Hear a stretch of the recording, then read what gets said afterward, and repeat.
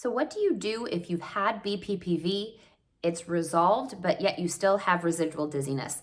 In today's video, we are going to talk about why it occurs and what to do about it.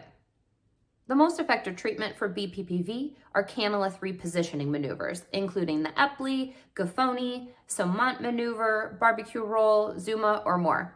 But what happens if you have treated yourself for BPPV, gone to the doctor for BPPV, but yet still have dizziness?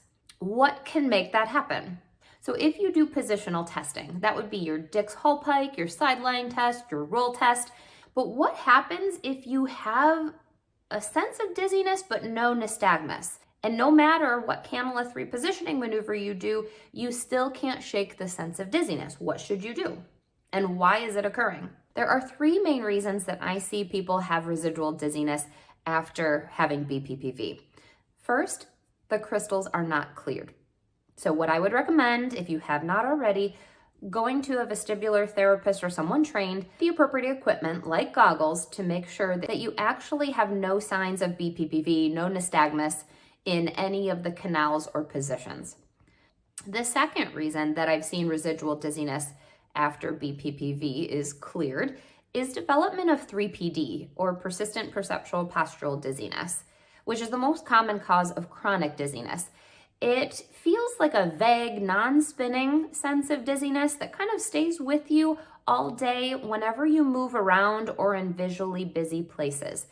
3PD occurs after having a vertiginous attack of some sort, and then the brain kind of can't let go of that vertigo episode. If you'd like to learn more about 3PD, I will make sure that I link a video up here to give you more about the 5 most common causes of vertigo, and you can learn more in that video.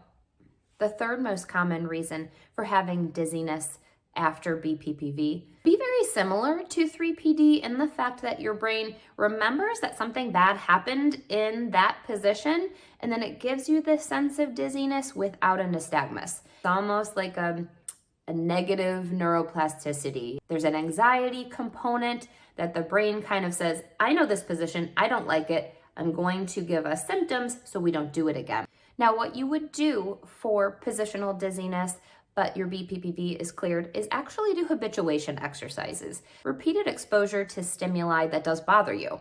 You want to pick a position that triggers your dizziness. Repeat it in a safe and comfortable manner until the brain desensitizes to it and no longer causes dizziness. Say, for example, this is looking up and to the right. So I would look up, note if there's any dizziness, wait for it to subside, and return. And I would do this 5 times in a row, wait for the dizziness to subside, think about my body, am I moving?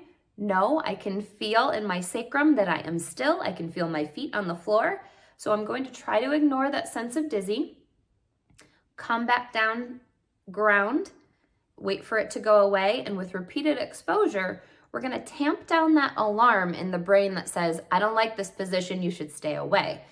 We don't want to facilitate a continued avoidance of motions that bother us. The worst thing you could do, if you don't use it, you lose it. So the prescription for habituation is picking 1 to 2 activities that bother you, repeating that in a safe and controlled manner up to 5 times in a row daily until the brain desensitizes and that movement does not bother you anymore. And if you need extra help on how to devise a plan and home program on specific habituation exercises that would benefit you, make sure you check out my vestibular coaching program that I will link in the comments below.